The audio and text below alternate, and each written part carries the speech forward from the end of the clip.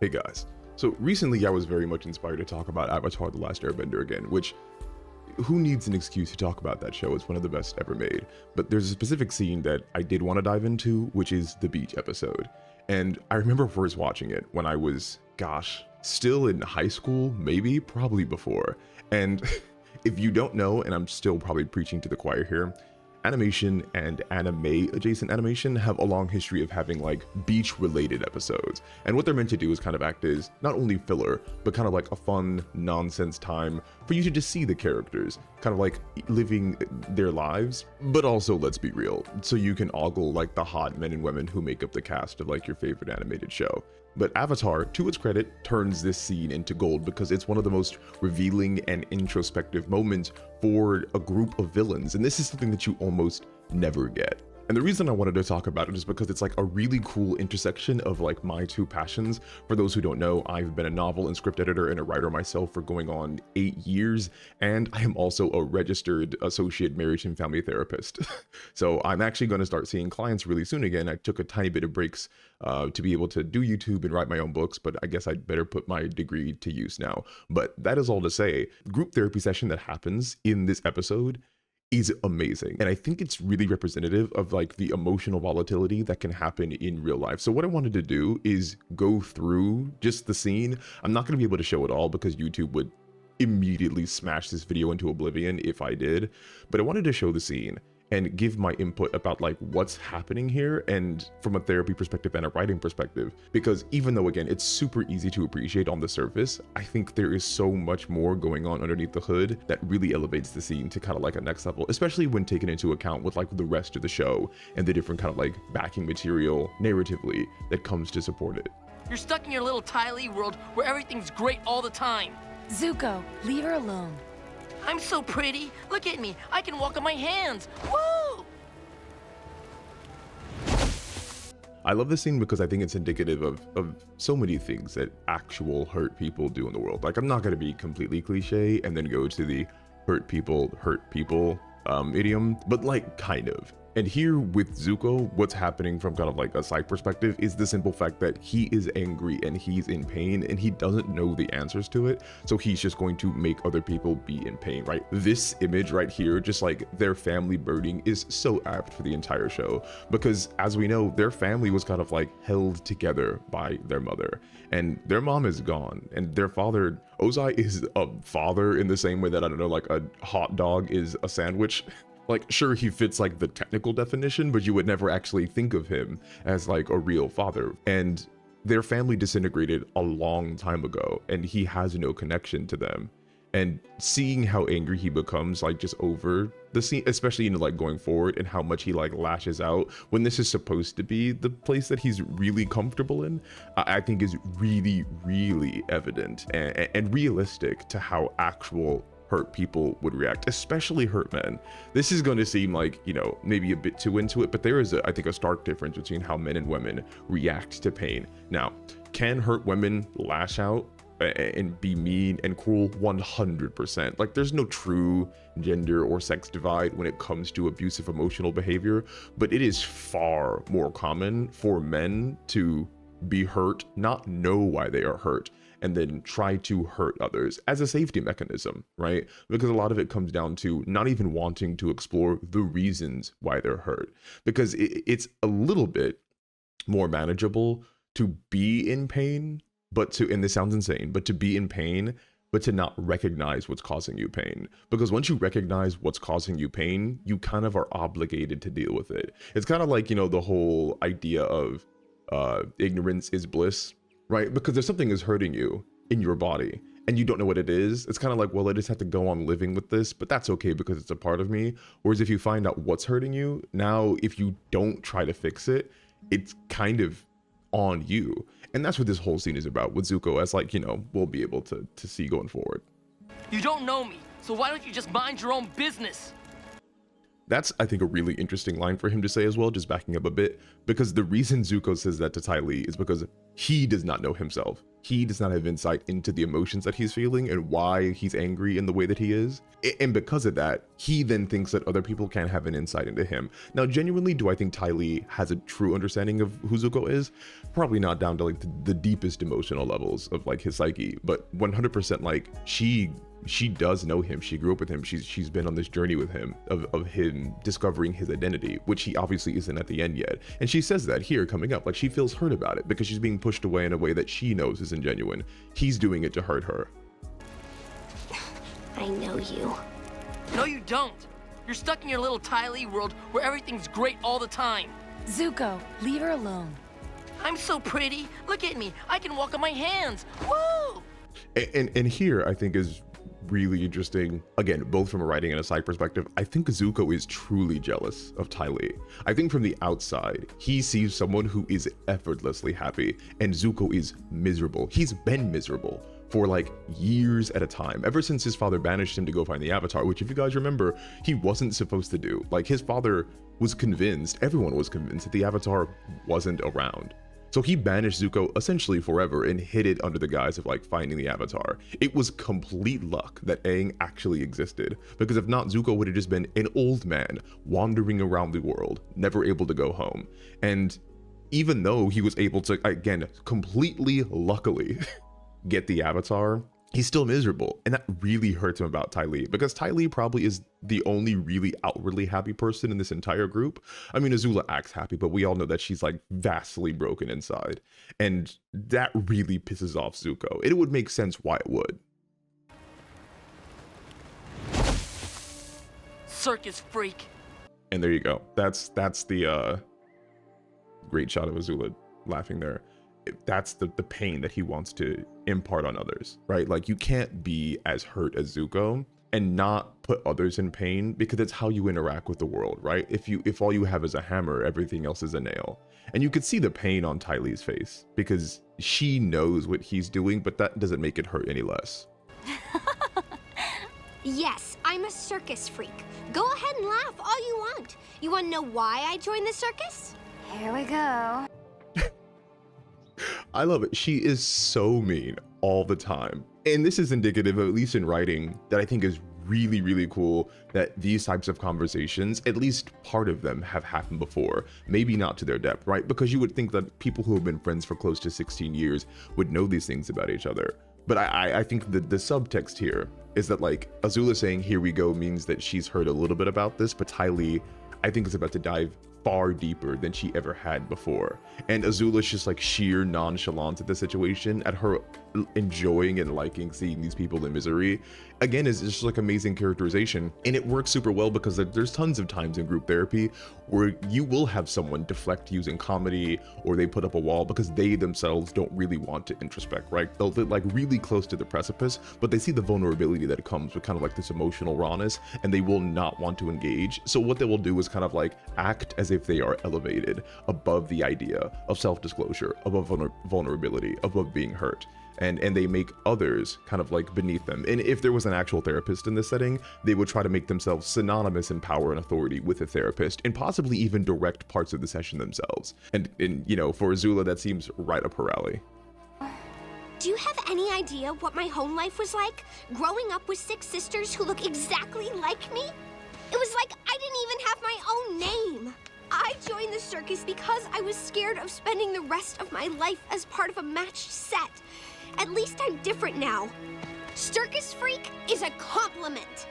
So this is, again, really cool. I almost think they had someone with like a psych degree or something writing some of these scenes of dialogue, or like these episodes, because what Ty Lee is talking about here is a bit of kind of like reclamation identity, right? So it's the idea of having a insult or a slur used against you that defines your identity most of the time, and you work against it for huge parts of your life. But eventually, instead of saying this slur, this name, whatever it is, this insult doesn't reflect who I am, what you eventually learn is that, like, in a different way, because this doesn't work all the time, but you might eventually say, no, this insult does represent who I am.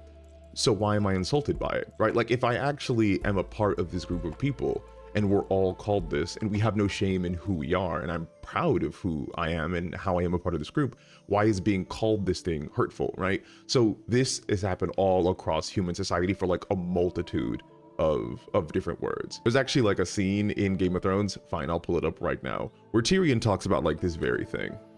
Let me give you some advice, bastard. Never forget what you are. The rest of the world will not. Wear it like armor, and it can never be used to hurt you. That's it. That's the whole thing. That's what people a lot of the time really do take to heart, and they're able to live a life, I think, free of being worried about name calling, because they've taken the name that used to be a weapon against them, and now they wear it like armor. Guess that explains why you need 10 boyfriends, too. I'm sorry, what? Attention issues? You couldn't get enough attention when you were a kid, so you're trying to make up for it now. So this is a cool writing thing. You know how I said, like, typically you're going to have in an actual group therapy session a therapist there? Instead, because they can't just have like one person having all the power, because it would kind of like unweight the scene as far as like characters, right? If one character were above the rest, and Azula definitely again attempts it as a coping strategy and as a defense mechanism, but narratively they did want every single person to have a bit of a revelatory moment here. And so what they chose to do was have the other characters kind of like wield the power of the investigative therapist, right? Like, so they look at the vulnerable spots that each of them shows, and then each one has a turn, being able to kind of like pick apart and unravel the real kind of the childhood trauma or the identity trauma behind the vulnerability that was displayed. And in this way, everybody gets a bit of power, and they're all kind of like equal in this group session. Well, what's your excuse, May? You were an only child for 15 years, but even with all of that attention, your aura is this dingy, pasty, gray. I don't believe in auras. Yeah, you don't believe in anything. And then again, here we go with Zuko. Here he's going to try to hurt her purposefully to get her angry, and because he only knows how to hurt people. But now he's taking on like the role of the therapist, of picking apart the vulnerabilities that May is going to show. Oh, well, I'm sorry I can't be as high-strung and crazy as the rest of you. I'm sorry too. And that's her defense. I wish you would be high-strung and crazy for once, instead of keeping all your feelings bottled up inside. She just called your aura dingy. Are you gonna take that? What do you want from me? You want a teary confession about how hard my childhood was? So it sucks that I really can't play this video in the way that I want to, because I really would just run it all the way through. But again, YouTube would smite me immediately. But what May is about to do here is very typical defensive behavior for someone who has gone through horrible things, but they don't want to be seen as a victim, right? So they reframe their past identity as not being bad. They simply say, this is what I had to deal with, and this is who made me, and I have had it way better than other people. And because I've had it better than other people, if I'm hurt, that would make me weaker than everybody else, right? Because if my situation was really good and everybody else's situation is worse than mine, and I still ended up bad, my situation can't be bad. So whatever problems I have aren't really problems, and whatever issues that I faced weren't really issues. And this is why May detaches so much, right? Like, if she were to actually feel as angry and hurt as I think the trauma in her family and being used as a political icon really made her feel, as she revealed that, I think in this friend group, I don't know how well that would actually be accepted, because these people are also all broken, right? Like, Zuko could not possibly, I think, handle how she really is all the time as he grows and, you know, changes. He could, but Azula definitely not. And I don't know if Ty Lee has the emotional investigation to be able to be a serious person for her. And so it's a defense mechanism. But this is to say as well that simply because other people may not be able to handle you doesn't mean that you hide who you are, right? And you know, we'll get into that a little bit later as well. Well, it wasn't. I was a rich only child who got anything I wanted, as long as I behaved. And sat still, and didn't speak unless spoken to. My mother said I had to keep out of trouble. We had my dad's political career to think about.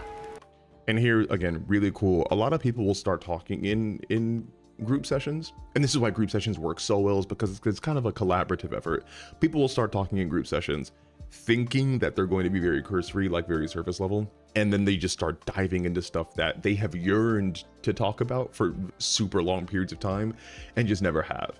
And it's completely subconscious. They will not recognize the vulnerability that they are expressing because it comes out of them, because they have been in pain for so long that simply expressing the pain and being able to speak it is kind of like a base state for them when they see the type of environment that they're in. This is why therapy is so amazing, because it forces you on a subconscious level to start confronting the deepness of the problems that you have, even if consciously you know you really don't want to. Mainly because you're getting other people's issues or your own issues thrown at you in a way that you haven't had before, right? Like through a lens of other people's perspectives and visions, whether it's the clinician themselves or the other people in group sessions. And therefore you have to reframe your own past in childhood. And that causes you to have, I think, of like a lot of emotional dissonance for what it means for your identity and then how you want to express that going forward. Because people have, I think, a real ease in having a rehearsed line of how they want to identify with their trauma and their emotions. But once it starts getting reframed, you don't have that rehearsed. And therefore it starts coming from the truest part of yourself that's most raw and easily kind of like put out there, which I think May does. Well, that's it then. You had a controlling mother who had certain expectations, and if you strayed from them, you were shut down.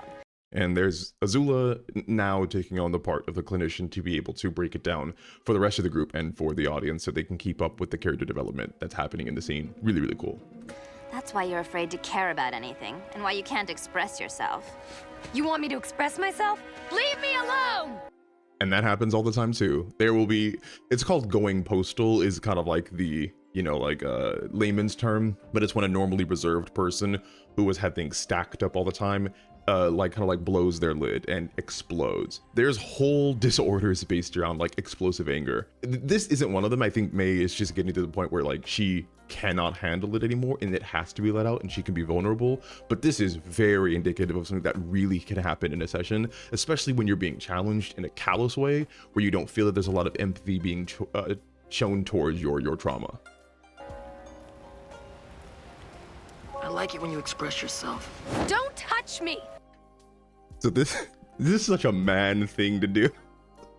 And I mean that in like the nicest way possible. For Zuko to hear that and then immediately go, I'm going to put the attention on what I like about the situation, right? Like he doesn't console her in her outburst. He goes like, I like it when you express yourself. Of course, I think what in his mind, he thinks like, this is an accepted space and you are welcome to be who you truly are in my presence. And I like these things about you.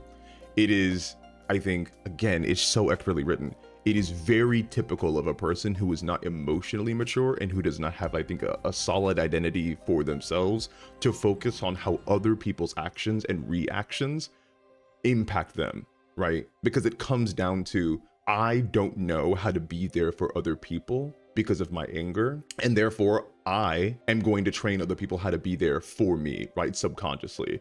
Zuko goes like, yeah, this is good for me, so you can do it. Where he should have, I think, been much more empathetic and reaching out to be like, okay, like, how can I help you in this situation? Let's put the onus back on you. But again, he's like a 16-year-old dude who's in complete angst all the time. So it makes sense that he would have this. And it would make sense that May would have this kind of reaction to it. Don't touch me! I'm still mad at you. My life hasn't been that easy either, May. Yeah, and there it is again, like right back. And of course, like she's been angry with him, but it's like immediate, instant, like coming back to him. Because that's all he knows. Whatever. That doesn't excuse the way you've been acting. Calm down, you guys. This much negative energy is bad for your skin. Without diving too deep into it, another very typical behavior in group sessions when things get heated, and you might even have this in your own friend groups. There's someone who they feel when emotions are too raw or volatile or things are getting confrontational, they will immediately seek to squash the confrontation even at the risk of growth, right? Because it makes them uncomfortable and they fear that the other people in the group are as fragile as them, that there will be irreparable harm there will be this kind of like yearning to just make everything happy, right? And of course, Ty Lee would have this happen because she's like, you know, like the happy hunky-dory person. But there's nothing wrong about what's happening here. Of course, as a clinician, if you were sitting in the middle of this, you would probably want to be able to kind of like guide them to use different language. But this is incredibly healthy, the types of revelations that they're presenting here. And I don't think moving back from them is going to improve the situation in any way, because obviously everything that they're talking about is still beneath the surface. Like nothing is going away simply by putting on a happy face. So I think getting them out in the open, again, with better language and more guidance from a professional would be good, but they don't have that here. And we get this amazing scene regardless. You'll totally break out. Bad skin? Normal teenagers worry about bad skin. I don't have that luxury. My father decided to teach me a permanent lesson on my face. Yep, and it comes back to his father, and now again he gets to be angry at Ty Lee because her life just seems so flippant and easy and simple when compared to his. Like he was horrifically abused by his father and banished from his homeland. So it makes sense that he would be really opposed to this kind of language and this reasoning from Ty Lee. Sorry, Zuko. For so long I thought that if my dad accepted me, I'd be happy. I'm back home now. My dad talks to me. He even thinks I'm a hero. Everything should be perfect, right? I should be happy now, but I'm not. Hello. Hi everyone. Make sure, are you recording? Yes. Oh. Hi everyone. Make sure you support his books and you watch all of his videos and you leave nice comments because he's very good at this. Thank you. Home now. My dad talks to me. He even thinks I'm a hero. Everything should be perfect, right? I should be happy now, but I'm not.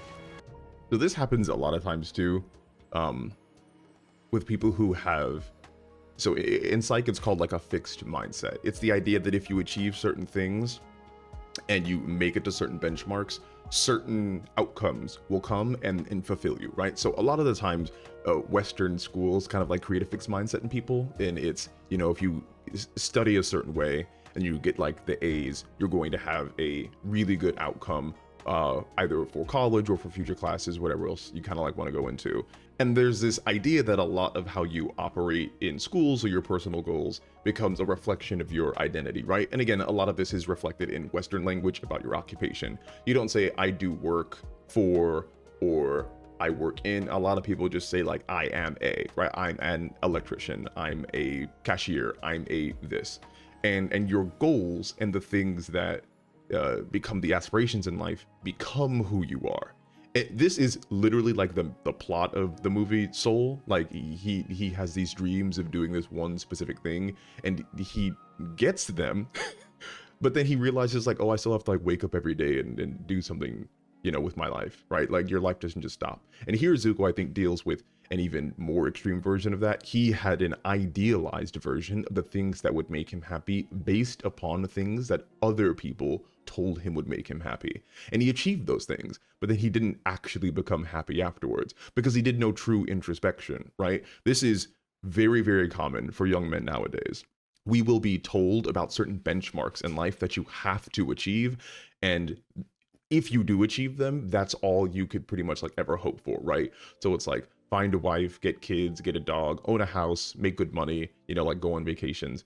And a lot of people will think like, okay, like once I get these things, and it could be women too, but like once I achieve those parts of myself, you know, and get to those like higher levels, then everything should be hunky-dory. And so many people don't realize that they have like really deep-seated issues from either childhood or their teenage years or from their interactions with their co-workers or their significant others that are keeping them from being truly at peace and at ease with themselves. And here Zuko has no clue why he feels the way he does, but it's because he's only been following the path laid out by other people. And here again, for young men specifically, there are so many people who I think see the unhappiness that a lot of dudes are feeling nowadays, and they try to create these kind of like plans and pathways for them, oftentimes by extorting money from young men, or if not money, their time and attention, by saying, you see how well I have it in life, and behind the scenes they're all miserable. But they sell their happiness on social media, and they tell young men like, oh, if you become like me, if you do the things that I do, you'll be just as happy as I appear to be. And it puts us down this like self-pervasive path of a lot of the times not even admitting when we're not happy, and so you dupe other people into then following you when you have followed a path that didn't fulfill you. And it becomes this wide and is this wide cultural type of thing now, where you will see people who are supposed to be in positions of happiness and who don't feel like they can complain, right? Like, why would you ever complain? Very similarly to May, about like having the affection and love of your father, being welcomed back to the society that banished you, being like a national hero. If Zuko complains, what does that say about him? But he can complain, because like all emotional experiences are valid, but you just have to figure out where they come from. And for him, he doesn't like who he is, and that causes him the anger that he can't get rid of. I'm angrier than ever, and I don't know why. There's a simple question you need to answer then. Who are you angry at? Beautiful psych work, again, by Azula. I swear, like, if she weren't such a horrible psychopath, she could be a really good clinician. And this is what you would do in a session, is you always ask questions as a clinician. Most people think that clinicians and therapists and psychologists are there to like guide you through some type of like life circumstance, but that's not really the case. We're here to make you better experts on yourself. And the main way to do that is act as guides and people who recognize the different pitfalls and traps that may come with people's like defense mechanisms, because you are expected to keep us out, right? Like when you sit down in a clinical setting, no matter how voluntarily you're there, you're not going to want to tell us, either subconsciously or consciously, you're not going to want to tell us about like your problems. Because if you could tell just any old person about your problems, you probably would have a long-standing history of being able to identify your problems and talk them out with friends much more easily. Right, most of the time when people come to clinic and come to practices, they are at a moment of inflection or a moment of crisis where they realize what they've been doing for so long hasn't been working, and the people that they've been talking to hasn't been working. Now, granted, I think everyone should go to therapy at least once, because in the same way that you go to a gym to like strengthen your body, even if it's healthy, you can go to the therapy to gain different, skills mentally and emotionally. But here what Azula asks is, the question, who are you angry at? It's just constant questions pointed in the right direction. And where a clinician's degree comes in is being able to understand what questions to ask, how to ask them. Because here again, she asks an open-ended question, right? It's giving Zuko, who would be the patient, the ability to answer in any way that his mind came to. A closed-ended question, which clinicians try to stay away from, would be, are you angry at me? Which I think gets asked later, but that's very limiting, and it allows an easy out for the patient or the client to be able to just say like no. But asking like those true open-ended, deep introspective questions are like the real methods of being able to get to the bottom of the type of struggles and problems that a person might have. No one. I'm just angry. Yeah. Who are you angry at, Zuko? Everyone. I don't know. It's this lack of the ability to introspect. He just doesn't know. And if you don't know your issue, you can't possibly fix them. Is it Dad? No. Your uncle? Me? No. Then who? Who are you angry at? Answer the question, Zuko. Talk to us. Come on, answer the question. Come on, answer it. I'm angry at myself.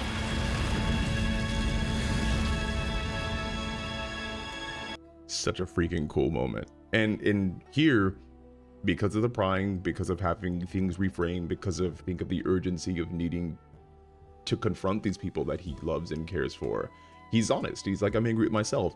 And if anything, that's the thing he was fighting against. Because how difficult is it now to realize I've done everything that I thought would make me happy with me, but I haven't, right?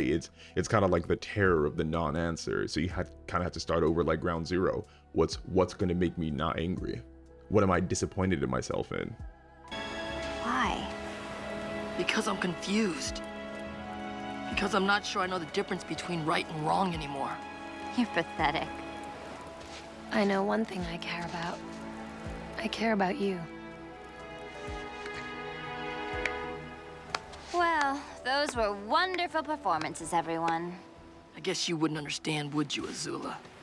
Because you're just so perfect.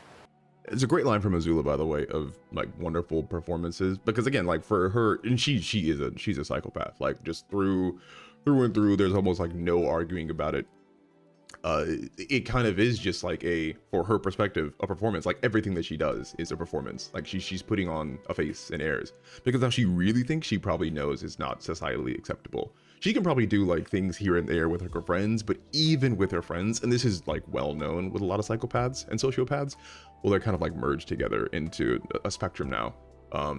But they realize like, oh no, there's like a true me that no one will ever see. Maybe if they have a spouse, and a lot of people on the antisocial spectrum disorder, they have spouses and they confide in them, but for the most part, yeah, it's all, they don't understand, like, for the most part, like real emotions or empathy. So it's like, yeah, I'm gonna act this certain way. And for Azula, it's kind of like, hey, yeah, you know, you were all on stage for me to enjoy, and it was a bit of an act because this is how I understand the world. And, you know, isn't it how fun being able to see you all like squirm and have emotions like this? But the writers, I think, capitalized in this moment, as we're going to see, because Azula does not escape the vulnerability that is on demand in this scene.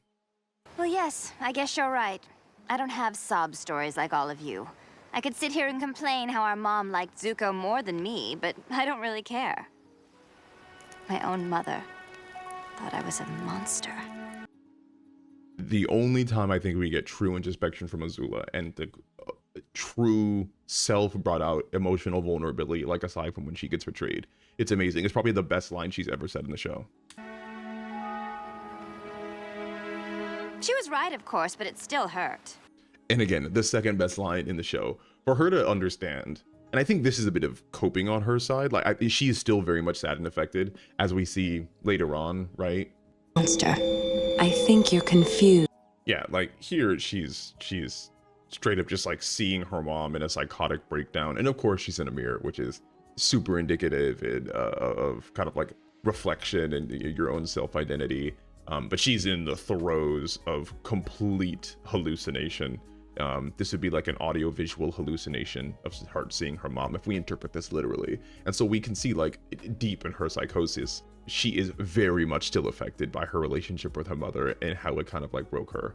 And so here, when she kind of like covers it up, but you know, like, it's right, of course, but it's still hurt. The fact that she admits to being hurt by it, I think too, is very interesting for her as a character, because prior to this, she always just, I think, put up this air of invulnerability because of her perfection. But all of them now, I think, have laid themselves a bit bare. Azula, funny enough, I think the most briefly, but the most deeply, for her character at least. What Lo and Lee said came true. The beach did help us learn about ourselves. I feel all smoothed. So what Ty Lee said there, I think, is very interesting, because even though a lot of people, I think, are resistant, for many good reasons from their own perspective, to be resistant, like I said, to therapy, to being able to go to talk about their problems, it is the friction that happens, especially in like group settings, that she was so against, that creates this smooth feeling afterwards, right? Like, many of you might be in therapy, and many of you might have had therapy in the past, and after like these sessions of like very raw emotions, of having conflict, possibly even with your clinician or other people, or even if it's just people in your family, there will be like kind of like a weight lifted, like this ability to feel that things are on a different path, and that you can understand the shape of yourself in a different way. And that's what Ty Lee was talking about. It's to go through the hardships that I think come with emotional vulnerability, and here character development, I think, allows you to be a different person on the other side, because you understand yourself differently, and you can move and operate in the world differently. But yeah, that's like one of my favorite scenes in all of Avatar, and I just think it's like a really cool way of being able to show villains who so often are only ever represented as being in relation to the protagonist, as having their own lives, as being like fully three-dimensional, you know, like dynamic, round characters. And that's why Avatar is so great as a show, because it's able to create like all of these different people living their true lives in this tapestry of a huge, super detailed, thought out world. And it is my pleasure to be able to talk about it and have you guys listen if you are so inclined. So anyway, thanks for watching all the way to the end. Make sure to check out my third channel where I talk about my books. Make sure to check out my website if you want editing services, or if you want to read my books. Check out for my shorts that I've been uploading, for lore, hop around, bounce on it, like, subscribe, do whatever you can. Let me know what you want to talk about next, and I promise I will actually be making, at some point, the full Zuko video. But until then, it was a pleasure, and I'll talk to you all again soon.